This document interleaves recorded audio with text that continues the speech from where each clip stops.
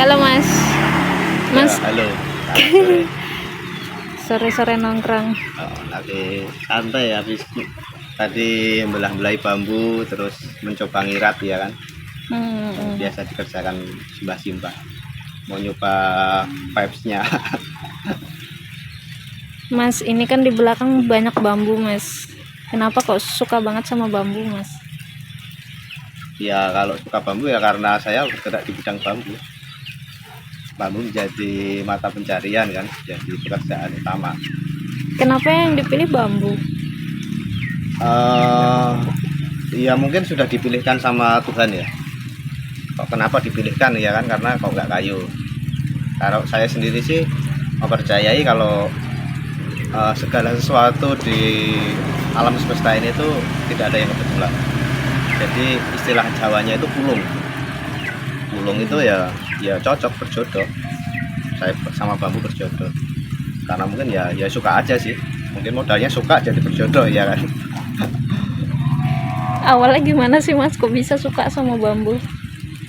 Eh Sebenarnya suka itu saya juga bingung berawal dari kapan ya kan. Cuman kalau usaha mencoba bergerak di bidang bambu kan 2012 ya. Dulu sempat kita menjual rumah bambu waktu itu. Tapi mungkin sebelumnya sudah ada rentetan kisah yang panjang mungkin ya. Ya mungkin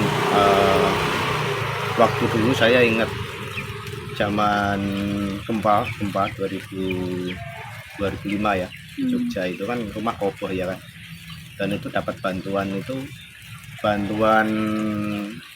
rumah bambu tahan gempa. Kalau nggak salah, kalau waktu itu ada tulisan foundingnya itu IOM sama JRF. Itu nggak tahu ya itu founding dari mana, kayaknya sih kalau nggak salah Jepang sama Australia kalau nggak salah. Itu eh, awalnya sih saya suka bambu ternyata menjadi alternatif ya. Jadi maksudnya logika saya waktu itu, eh, oh ternyata yang dulu rumahnya dicap miskin, rumah bambu ini ternyata malah jadi alternatif tahan gempa loh gitu. Gitu. Kayak mungkin berawal dari itu ya. Terus waktu itu sempat ada gedek ya kan. Waktu gempa itu kan saya masih SMA ya. Nah gedek itu tuh saya mencoba untuk memotong gedek itu, eh, merangkainya lagi, memasang menjadi rumah. Ya itu menjadi suatu hal baru yang menarik saya waktu itu. Dimana waktu itu bapak saya memberikan wejangan kalau bambu tuh gini banyak, entah mitos atau apa gitu. Kalau bambu harus yang pangkal harus di bawah dan lain-lain, itu sudah diberi wejangan seperti itu. Memang waktu itu saya melawan ya, ngapain sih kayak gitu, masih berlaku di zaman sekarang gitu loh. Waktu itu seperti kata saya seperti itu. Tapi ternyata benar, memotong bilik bambu itu kan waktu itu saya menggunakan cara saya sendiri. Tapi ternyata menggunakan pakem yang diberi arahan oleh bapak saya waktu itu ternyata juga enak juga, menggunakan pakem cara itu gitu. Itu sih mungkin ya, ada kisah rentetan yang agak panjang. Asik. Ambil kopi ya. Ya, silahkan. Di sini ada berapa jenis, Mas, bambu, Mas? Kalau di halaman ini tuh kayaknya kalau dulu 10 spesies kayaknya lebih ya. Saya nanam ini dulu dari bibit dari zamanku SMA ya kan. Saya waktu itu ngambil di pekarangan sekolah, saya tanam hidup. Terus ada lagi bambu ini nih, bambu apa namanya? Bambu suling, bambu buluh ya, bambu buluh. Jadi bambu suling ini saya dapat di makam Imogiri. Makam Imogiri. Jadi ada kisah yang menurut saya apa ya, menurut saya cerita yang saya nggak bisa lupa dengan bambu ini. Waktu itu 2019 itu belum terlalu booming ya sedotan bambu ya kan. Dan saya benar-benar mencari jenis bambu yang apa ya, yang untuk suling tuh yang apa gitu. Dan saya nggak sengaja menemukan itu tuh di komplek makam Imogiri, makam raja-raja Imogiri. Dan saya potong waktu itu menggunakan patah aja kan, karena cuma jalan-jalan ya kan.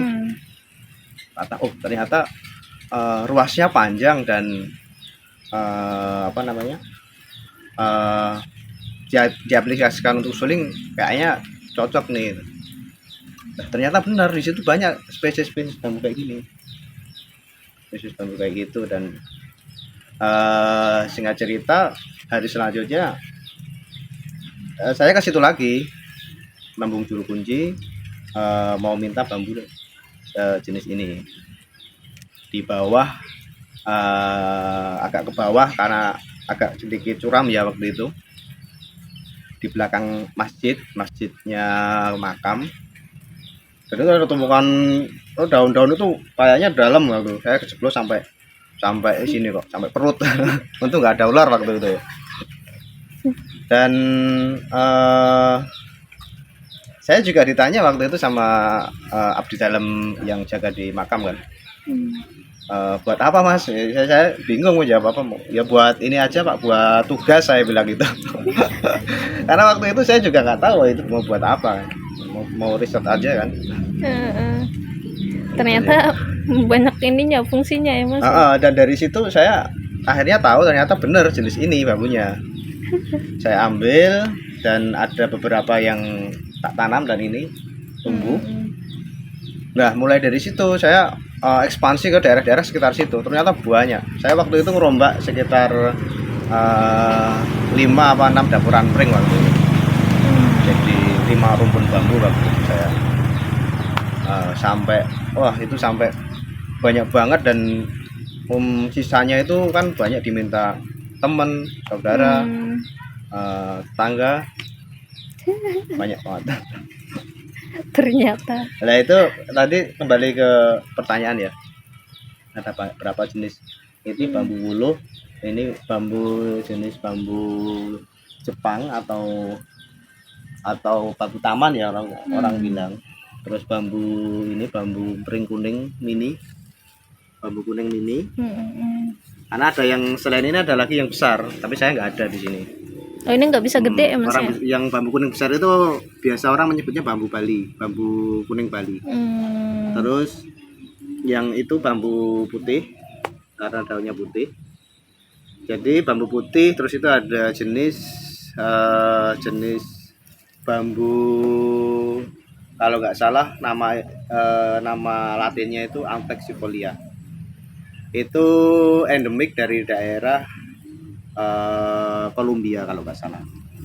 Itu saya beli di Bambu Nusa Verde ya, di Jogja, salah satu penyedia bibit untuk jaringan. Selain Ampexifolia juga ada beberapa kayak yang di sana itu untuk taman itu ada bambu Toldoides. Toldoides itu kita sering menemui di gunung. Jadi biasanya buat batas wilayah. Terus ada bambu Cina ini. Dulu nembungnya bambu Buddha, tapi ternyata bukan bambu Buddha, tapi bambu Cina ya.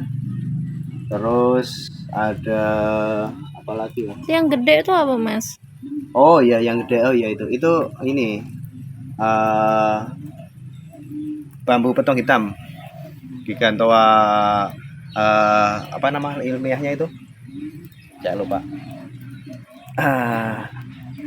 Gigantoa Asper Black kalau nggak salah. Gigantoa Asper Black. Nah, itu bambu petong hitam. Ternyata tumbuh juga, bisa ditanam di sini di dataran rendah. Kameranya deteksi sesuatu ini.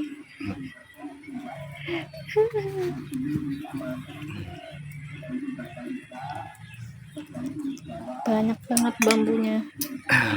Kayaknya cuma rumah masnya yang paling banyak bambu.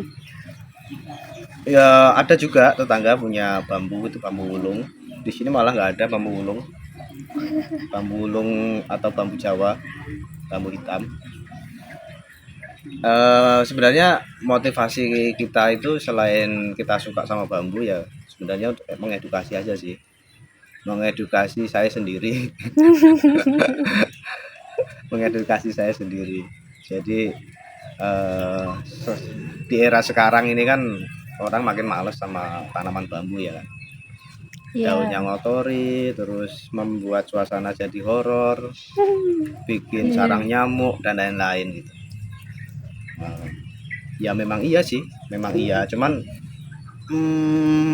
saya ngerasakan asik banget adanya tanaman bambu ini. Kalau siang itu saya nggak ngerasain panas. Jadi jam 12 siang itu di sini masih masih dingin banget. Apalagi kalau musim hujan. Musim hujan ini kan termasuk dari utara, dari sana ke sini kan airnya ngalir ke sini. Dengan adanya bambu ini nggak nyampe hari-hari. Misalnya pas musim kemarau, airnya langsung surut, langsung diserap sama bambu ini. Serap sama Iya. akar. Belum lagi kalau secara teori rumpun bambu ini kan selain menghasilkan oksigen juga juga apa membersihkan air. Jadi air-air yang dia dilewati di sini ini udah disaring sama akarnya bambu. Oh, pantas. Air sumurnya jernih banget. Iya, ya memang itu sih salah satu keuntungannya nanam bambu. Dan ini bambu-bambu ini tuh sebenarnya udah lama loh, udah lebih dari 5 tahun. Cuman kan karena bambu ini kan 5 tahun ini kan memperkuat akarnya dulu. Jadi akarnya itu kuat ke dalam. Nah, 5 tahun itu untuk powering dulu, untuk menguatkan fondasi dulu.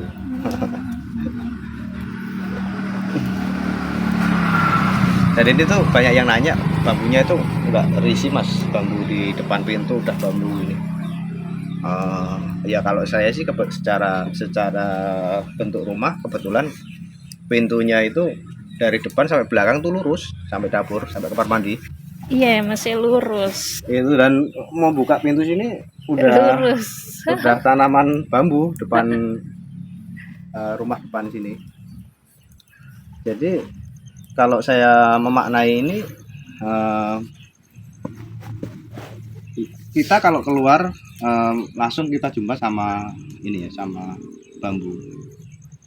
Bambu menyambut dengan memberikan udara yang segar masuk ke sana sampai kamar-kamar sampai dapur masuk dari pintu ini kalau dibuka gitu. Jadi ternyata ada maksudnya juga tertanam di depan rumah, persis di depan pintu.